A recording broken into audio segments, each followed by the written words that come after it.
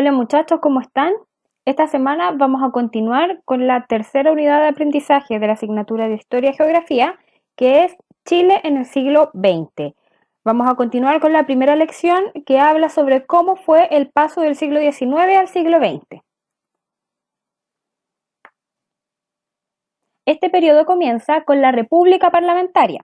Como ustedes recuerdan, el periodo anterior era el periodo liberal que termina con una guerra civil, donde finalmente en 1980 es derrotado José Miguel de Balmaceda y comienza la República Parlamentaria.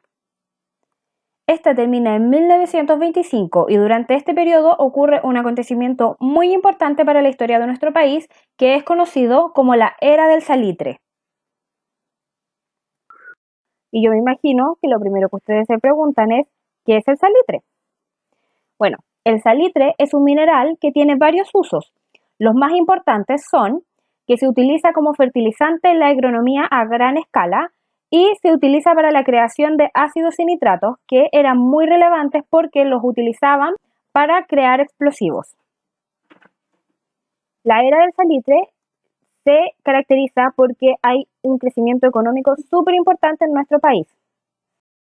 A pesar de que la mayoría de las salitreras no era propiedad del Estado chileno, en nuestro país hay mucha ganancia, principalmente en impuestos, ya que todas las salitreras que eran extranjeras, principalmente de origen inglés, deben pagar un impuesto por todo el salitre que extraen y luego importan a otros países. Y eso hace que el Estado gane mucho dinero. Con ese dinero se invirtió en grandes obras públicas. Aquí podemos ver varios ejemplos como el alumbrado eléctrico en Santiago, conexiones de líneas telefónicas, hospitales, tranvías. Recuerden ustedes que nosotros en los videos anteriores hablamos de lo importante que fue el tren para la economía de nuestro país y también puentes y obras principalmente que apuntaran a la modernización de nuestro país y a la conexión de los lugares que estaban más alejados de la capital y de los centros económicos.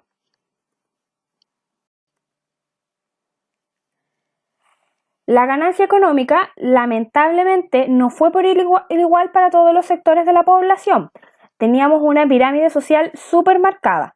El grupo más arriba, y era el que concentraba las mayores ganancias económicas, era conocido como la oligarquía.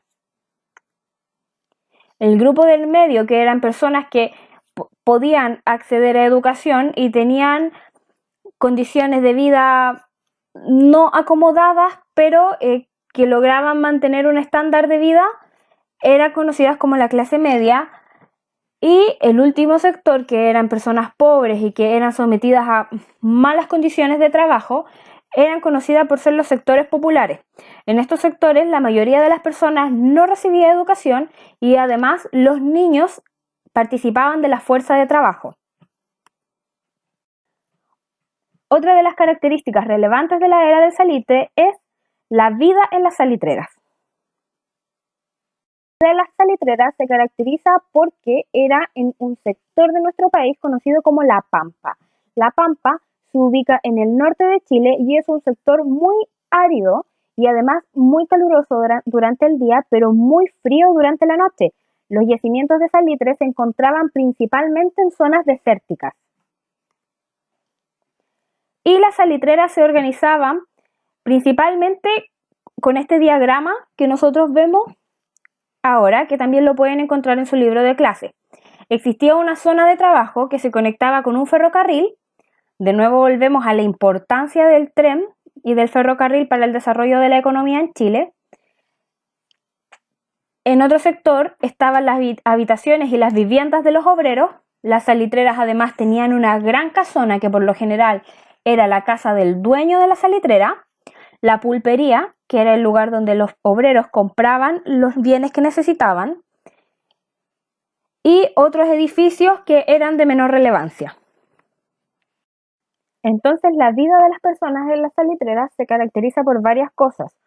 Una de ellas es que, como vimos anteriormente, las salitreras se encuentran en lugares del desierto, de la Pampa, donde anteriormente no habían viviendas. Entonces, cuando se instalan las salitreras, llegan muchas personas del campo y de distintos lugares del país en busca de trabajo y de mejores condiciones de vida y se instalan a vivir en estos lugares. Entonces hay una migración muy importante en nuestro país, porque en un lugar donde antes no vivía nadie, llegan a vivir muchas personas.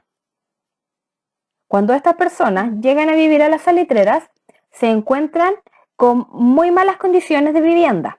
¿Por qué? Porque las personas vivían en habitaciones con toda su familia.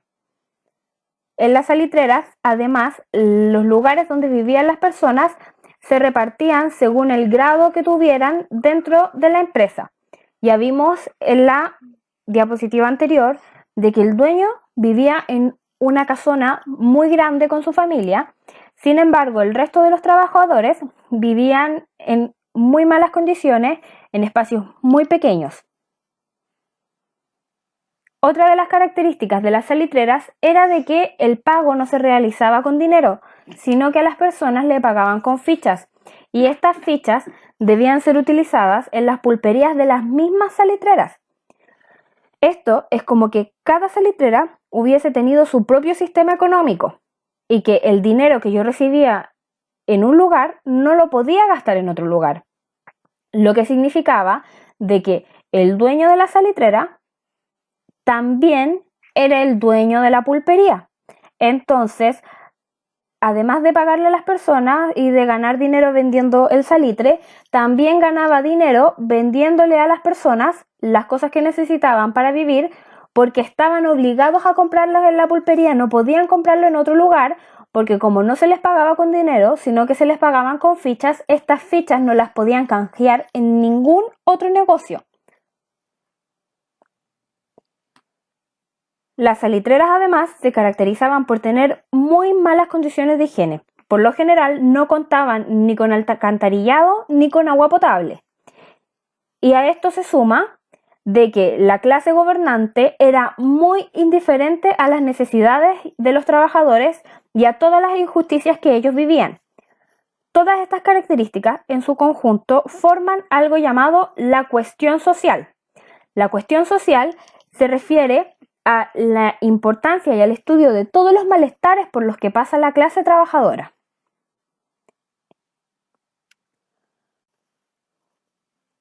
La cuestión social tuvo varias consecuencias en nuestro país, ya que había ausencia de leyes laborales, ya que no había nada que protegiera a los trabajadores, inclusive desde el hecho de que sus sueldos ni siquiera fueran pagados con dinero.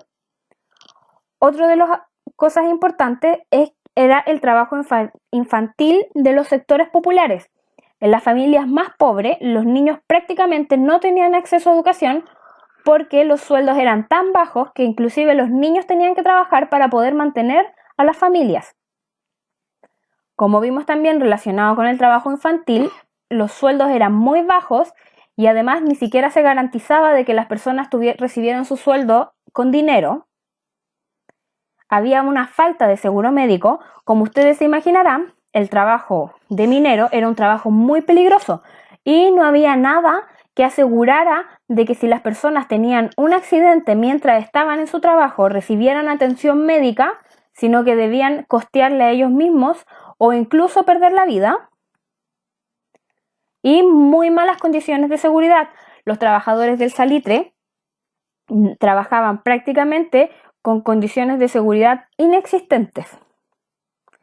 Las personas se opusieron a todo esto, a todas estas injusticias, y llevaron a cabo diversas medidas para cambiarlas. En 1902 comienzan una serie de movilizaciones en nuestro país. La primera es en las minas de carbón que se encuentran en el sur de Chile, principalmente en Lota, donde exigen el fin al pago con fichas y que el pago se realice en dinero para las que las personas puedan decidir dónde quieren gastarlo. En 1903 hay una huelga muy importante en Valparaíso. Recuerden que además Valparaíso era la ciudad puerto de nuestro país, donde se exige mayores sueldos para los trabajadores. En 1905 hay una huelga en Santiago muy importante por el alza en los precios de la carne. En 1906 hay una huelga por el tiempo de almuerzo en Antofagasta. Y en 1907 hay una huelga en Iquique para terminar con la explotación de los trabajadores. Todo esto llevó a cabo una serie de movilizaciones que luego de una década recién comenzada, comenzaron a generar cambios en la legislación para que se respetaran los derechos de los trabajadores. Esto culmina en 1925 con una nueva constitución que permite que cambie el rol del Estado frente a los trabajadores y a las injusticias que estos viven. Bien, muchachos, en la tarea de esta semana deben hacer la página 129 de su libro de clases, que corresponde a la actividad del ¿Cómo voy? Acuérdense que cuando terminen su tarea tienen que enviarla al mail que corresponde a su curso, indicando claramente su nombre. Recuerden que no deben enviar las tareas sin nombre, porque si no después no sabemos de quiénes son. Y además deben enviar fotografías claras escritas con lápiz pasta, porque con lápiz mina no se ve qué es lo que escribieron. Que se encuentren bien, muchachos, y que tengan una buena semana. Recuerden que si tienen alguna duda pueden escribir a sus profesores para que los ayudemos. Chao y que se encuentren bien.